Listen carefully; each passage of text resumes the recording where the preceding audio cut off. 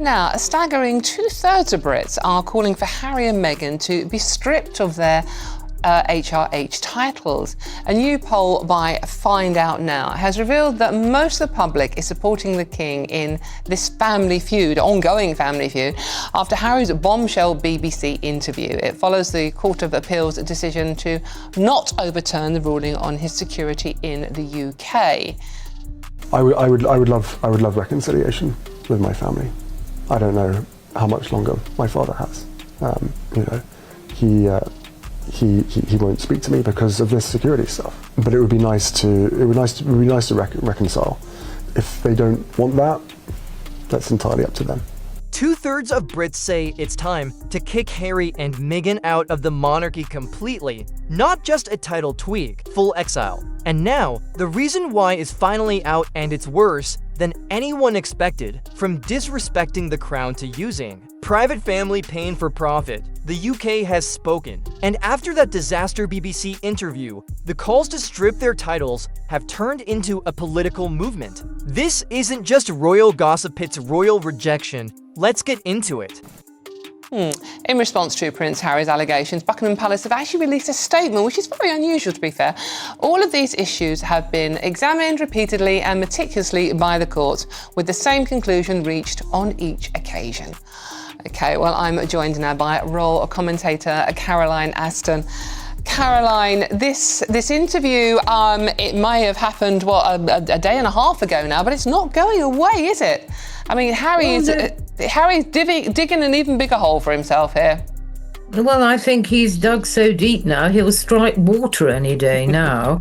I mean, the problem here is, of course, well, let's just look at the words of Sir Geoffrey Voss, the Master of the Rolls, the second most senior judge in the country, when he summed up this whole issue and said he quite accepts that the Prince feels aggrieved, frustrated, that he's been badly treated, but at the end of the day, that's not the basis of sound legal argument. So he dismisses the appeal. That really says it all. So then we have this interview with the BBC, which incidentally was meant to last for 10 minutes, and he was allowed to speak for over 30. And of course, it put me very much in mind of the Oprah Winfrey interview, where all of the accusations, the prosecution case was presented, but there was no defence, not once. And the BBC has apologised for this. Did they bear down on some of the points he made, like this establishment kind of controversy plot that he's putting forward? He paints a picture of shadowy influences aimed at bringing him down. But I'll just say this to you. If you work for a firm, you sign on and accept the terms of employment, then after a while decide that job's not for you, you want to do something different. Where else in the world would you expect to take with you the perks and privileges that were part of that previous job? And the answer is you don't. You chose to leave, you chose to try a different way of living, independent financial commitment, earning money to support your lifestyle. And of course, because the Queen quite rightly said you can't use your HRH, you can't use royal, and you can't be half in and half out, which is what they wanted. Well, ever since then, we've heard, haven't we, the jingle of the golden royalty rattle being thrown out of, well, the platinum playpen of privilege. That's how I would sum that up. Exactly. It's quite astonishing when there's so many people suffering. Caroline, thank you very much. That's a royal commentator, Caroline Aston there. Okay, let's see what my panel make of this one. Christo and Matthew are still with me. I'm trying to be down the middle on this one, but what he said about his dad, Matthew, we don't know how long he's got. Now, my dad died of cancer, and I would never have dreamt of saying that, even in private, let alone on TV. I just find it particularly incredibly self-entitled and not aware of what people are going through in the real world. I mean, he's living a luxury lifestyle. The BBC thought they were airing a calm, thoughtful interview. Instead, they handed Meghan and Harry a shovel, and they kept digging. What started as a 10-minute segment turned into a 30-minute royal roast. Harry rambled about shadowy figures. Meghan dropped vague jabs at royal traditions, and the whole thing felt like a rerun of their Oprah pity parade, just with worse PR One moment especially triggered the public. Harry, with a smirk, casually wondered how long King Charles had left. That wasn't just a red flag, it was a royal nuke. Viewers were stunned. Even critics who once defended him said, "That's low." Meghan Markle, not to be confused with Meghan Sussex because even she seems confused, chimed in with her signature, "I don't know what this means, but I'm going to say it anyway" attitude. It was all performance, no substance, and the reaction, instant rage. One top comment said, "Deadbeat dad, please." Charles isn't a deadbeat, he didn't marry a yacht girl and disappear into Netflix. In California, got a beautiful wife, healthy children, and it's all poor little me still. Yes. I like Harry, right? And I know I put myself in a very unpopular camp here. And I feel for him a lot because he reminds me of me. And that might wind people up even more. Is he potentially lashing out? Yes. Are his interventions poorly timed, churlish and a little bit immature? Yes. But is that because this is a man who's gone through untold levels of bizarre trauma, being on such a public stage at a young age, losing his mum in the way he did, and then essentially being the black sheep of the family? Yeah, I think that's why. I think if we don't pay for his protection, whether he keeps the titles, I don't think it matters because people will always know him as Prince Harry. I think that's irrelevant. If they want to take them, that's fine. I don't think it'll change much automatically. But I think for him, it's a little bit harder. He's spoken previously about how he felt that Meghan had saved him. And he's undergone, a lot of counselling and sort of finding himself because he was always one that acted out. We saw him dressing up in Nazi uniform many years ago. He was playing strip poker and got caught out years ago. He was always a little bit rebellious, and probably because, I would say, if I look at my own experiences, William will have been the favourite child because he was going to be king, and he therefore didn't really have a role. And as much as it's luxury trappings and people will look and go, what a great life these people have, the levels of scrutiny and privacy you get, are bizarre. And I imagine he does want a reconciliation, but it's not as easy as when I picked up the phone to my mum and dad eventually, even though I thought I was right. They have their own people. You get messages blocked. They've spoke before about how the king won't even have control over his own diary. And it wouldn't surprise me if there was people blocking him, trying to reach out potentially. Interesting. So you're going down the lost and lonely young man who's coping with trauma in the past. What do you make of it, Christo? I mean, lost and lonely young man, isn't he? I think he's 40. He's 40 now. He's 40. To me, he's young. Okay. He's a duplicitous, self-centered, vile, disloyal hypocrite. He really is. I'm sorry, I loved Harry. I loved it when Meghan joined the royal family. I really did. I loved it when she first wore tights because, that's what you do when you become a royal lady. Do you remember when she first wore tights at what then Prince Charles's birthday? It was, we were all so overjoyed when we paid millions for their wedding. And then what he's done since then is slowly but surely chip away at the crown and the validity of the crown and the credibility of the crown. And not only did he accuse his family of racism whilst both the Queen was suffering, the late Queen was suffering dreadfully, but also the late Prince Philip, but also now he goes on once again and gives another interview giving private information and expects to be the victim. News. First up, the freshly elected Canadian Prime Minister Mark Carney, formerly of this parish, of course, announced that Their Majesties King Charles and Queen Camilla will attend the state opening of Canada's Parliament. Mere hours later, though, that news was forgotten when Prince Harry's interview with the BBC was released, where he revealed that he wants reconciliation with his family, adding that he didn't know how long his father had left. Extraordinary stuff. Well, the row has rumbled on today, with the Mail on Sunday saying that the backlash continues, indeed grows. Well, the Daily Mail's Robert Hardman, author of Charles III, The Inside Story, joins me now on the sofa. Thanks indeed for being with us.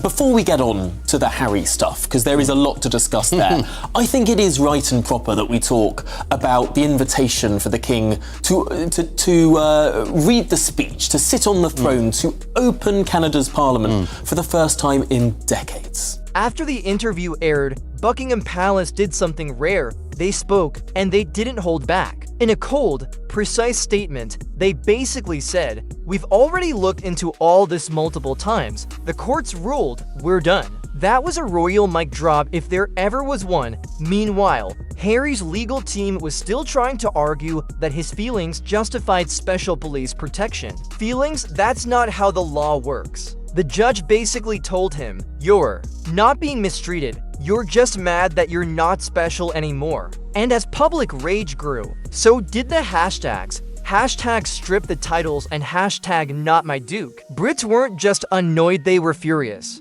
People saw it for what it was, trying to keep the perks without doing the work. And let's be real, why is Harry still giving speeches like he's an active royal? It's pathetic. One comment nailed it. "Come on, Tyler, wake up. She's not your friend. Tell us the truth." And Meghan still pretending to run an empire. Empire, please. Meghan has no empire. Just Spotify regrets and cancelled Netflix ideas. Yeah, it's very significant. I mean, the last time that the monarch was delivering, as they call it, the speech from the throne in the Canadian Parliament, that was the late Queen in 1977. Canada very much has always liked to do its own thing, its own way. Yes, the monarch is head of state, but it's always been the Governor General who does this. But clearly the new Prime Minister came in and obviously one of the first things he does is speak to the sovereign of Canada, who is the King. And so the King has been invited and he will act on the advice. This has nothing to do with the British government. Keir Starmer is out of the loop on this. It's the King of Canada being invited by the Prime Minister of Canada on behalf of the Canadian people.